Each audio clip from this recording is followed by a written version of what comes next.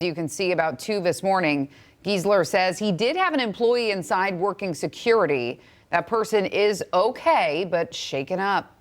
As far as the driver of the car, we don't know the extent of the injuries or how many people may have been in that car.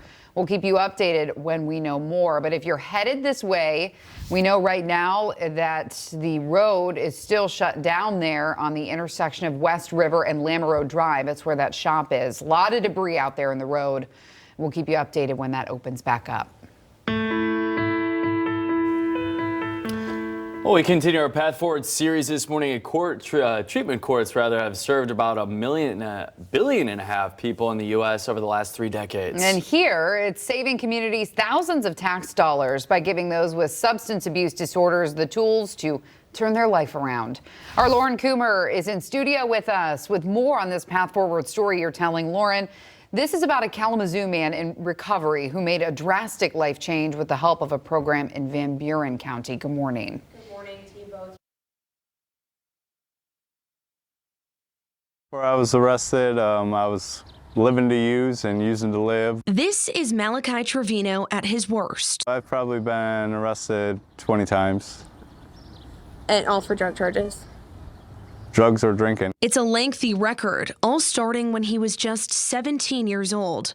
His troubles stemming from the loss of both of his parents, his dad passing from cancer, his mom from addiction. When you're going through all this trauma as a kid, you just start burying stuff, and it's escaping reality, right? And then all of a sudden it was a weekend thing, and then maybe once a week, and then all of a sudden it was, before I knew it was an everyday thing. About 4 years ago, he realized he needed help, noticing he was closely following in his mom's footsteps. I remember looking in the mirror one day, and I could see me slowly dying also. He was arrested shortly after, but it was the push he says he needed, finding a good group of people who believed in him, a 12-step program, and as part of his probation, drug treatment court. When someone starts with us in phase 1, it's very intensive, right? 30 meetings in 30 days. The contact they have with the court and our case managers is very intensive in the beginning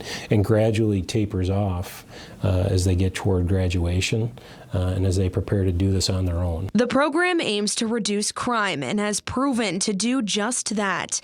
Since its beginning in 2008 in Van Buren County, it's served over 600 men and women with substance abuse disorders. Malachi, one of the 600. I needed some structure. At first it's really hard, you know, they have you doing all these different things, classes and therapy and drop lines and stuff. So, you know, I really had to sit, and they gave me the tools to learn how to work on myself. I just had to apply them. And he did, graduating in 18 months.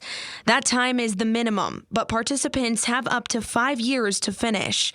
Judge McKay says it's pretty rare to finish that quickly. For everyone, it's a process, right? It's their own path. What you get through the program, whether it's 18 months or 5 years, you get someone at the end who graduates, who has changed their life, right? It's great to see this transformation. Malachi did the work, making the necessary changes and mending relationships. I got a stable job now with benefits and good pay. I became a dad.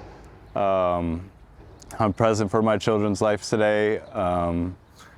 I got my recovery coach certificate through drug court. The Malachi Trevino you saw at his worst, he's not that guy anymore, and says he works hard every day to make sure he doesn't get back to that. Today, I am present for life. You know, I take it all in, and I don't got to pick up and use over it. Would you have assumed back then that you would be where you're at now? Oh, no. No, oh, no. Malachi says while time doesn't allow him right now, he does hope to one day give back to those looking to change their lives and become a sponsor. In the United States, there are more than 4,000 drug treatment courts serving 150,000 people each year. There are several programs throughout West Michigan similar to this one. We'll have a full list on our website under this story. Reporting live in studio, Lauren Coomer, Fox 17 News. Lauren, thank you for that report. 7:09 right now. We take a look at the city of Grand Rapids trying to make some big changes to its rules around building heights. A new proposal would allow buildings further away from the downtown area to be 20 stories tall. That's not the way it is right now. So here's a map of the makeup of GR's current skyline. The dark pink is areas where it is and will continue to have no height limit. There's the proposed changes, though, in the light pink. That would go from 10 stories of a limit to 20 stories. A sliver of west of Summer could also go from 7 stories to 10 stories. Now, the building height bump is something leaders say is important as the need for more housing in Grand Rapids, of course, continues.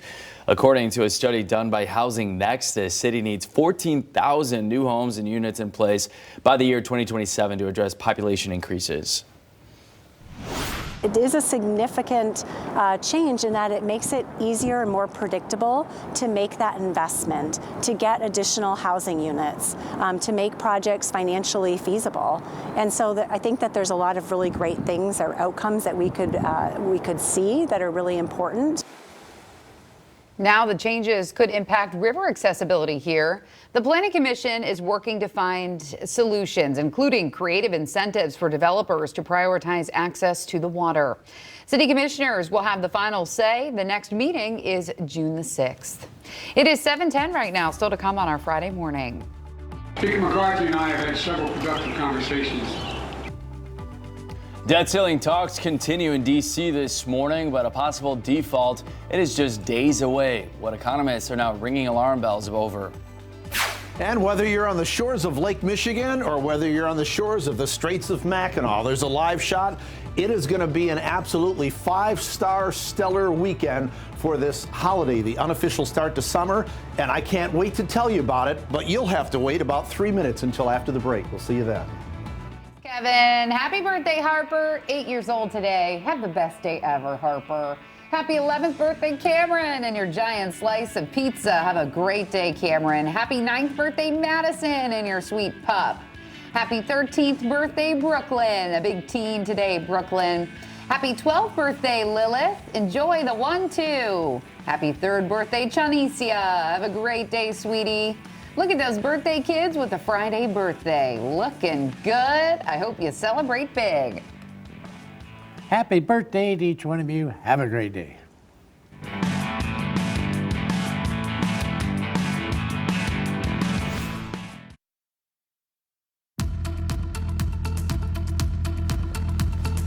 $7:14 on a Friday morning, the beginning of a long, gorgeous holiday weekend. It's hard to not be excited about this, folks, especially when I can tell you the weekend's going to be great if you want to get outside. The unofficial start of summer. I'm probably going to work on my boat, which hasn't been out in the water for about 2 or 3 years, but I won't do it until after the weekend because I want to get some other things done. But look at this.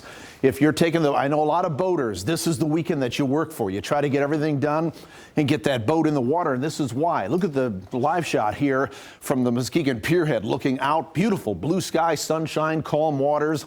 Everything looks great. It's like a French chef that would just go, perfect. That's exactly what it's going to be. Mostly sunny, warmer today. We'll get in the lower 70s. A beautiful holiday weekend. No rain chances coming up until the middle to the end of next week. So it's going to be dry. That's the only problem. And you know, you've heard me talk about this before. Well, it's great for us folks that want to get outside.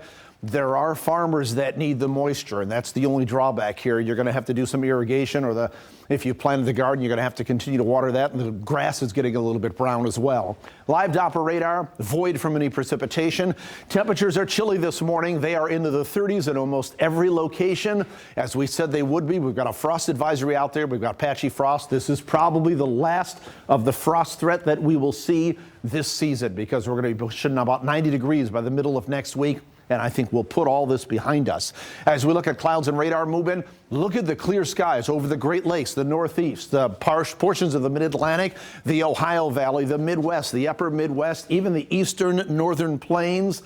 There are some showers and some clouds as you get over the Front Range of the Rockies, but those are not going to impact us. It's all a strong Canadian high pressure area that has carved out those clear skies, and that will stay with us all through the weekend. We've got mostly sunny to just sunny skies today. Very pleasant day, very comfortable. 73 degrees. You can burn very easily because that sun is almost directly overhead. The rays are more intense, so make sure you don't forget the sunscreen if you're going to be out there.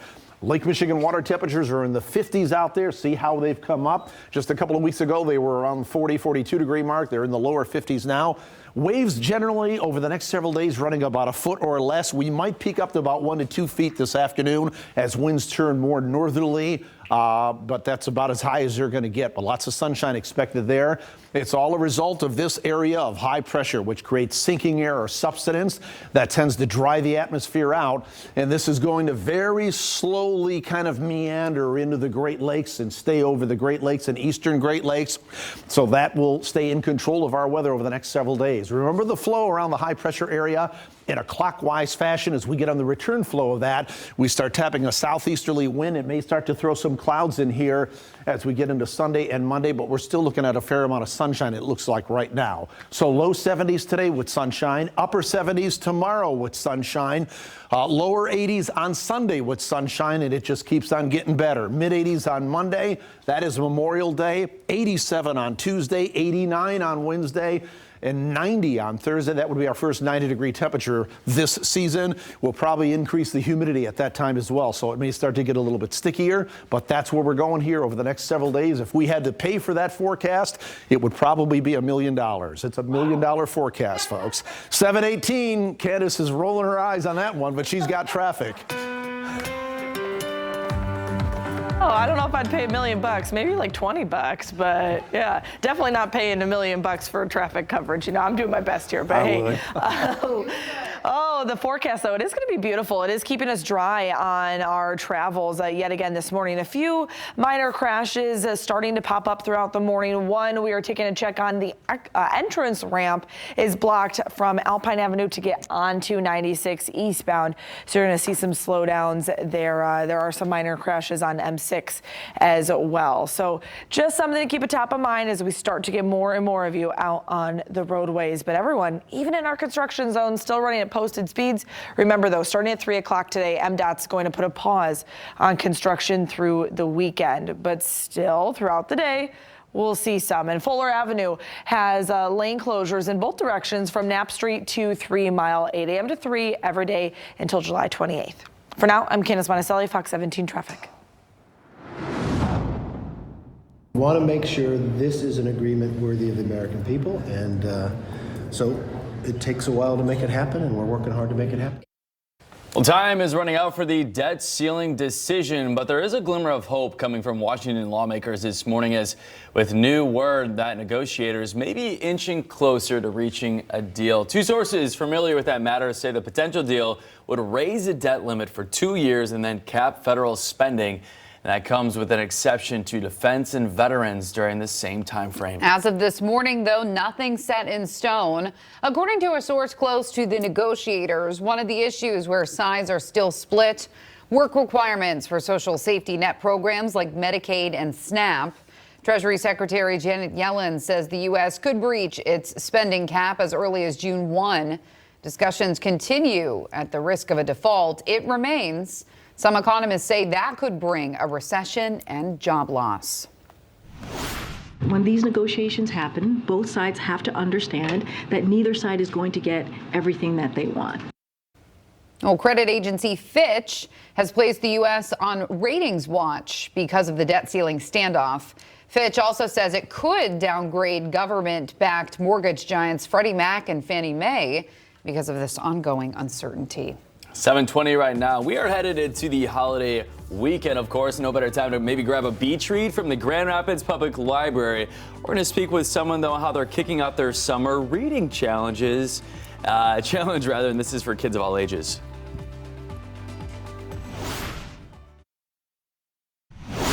The library this morning putting out the call for readers of all ages for its free summer reading challenges. No library card required for this. Makes it even easier. A great way to kick off your Memorial Day weekend. Your Monday, the kids going to be home. giving participants young and old actually the chance to get reading, though. We're not just talking about the kids here. We're joined with GRPL librarian Oz Perez Rios to share more about this program. So first and foremost, I think a lot of parents think about that summer slide. You know, when we're talking about the kids, they may not be reading as much as they do during the year. Yes. So hopefully this encourages that, right? Correct. Our summer reading challenge is designed with a lot of fun activities to prevent summer reading slide and also support lifelong learning through multiple activities. Wow. For summer reading challenge, we're doing this small passport that you can pick up at any of our Grand Rapids Public Library locations. And through the summer, you can mark the activities together as a family with friends, co-workers, and then at the end you get grand final prizes. Yeah, very cool. Nice. So, you know, it's so hard because summer, you know, you get bored, and a lot of times the easier thing to do is find a screen to put in front of your face instead of a book. But you guys are trying to encourage people of all ages to really participate in this. Why did you guys decide to kind of extend and make it all ages a challenge this year? Yeah, so we wanted to, of course, get families together and make it more of a social event.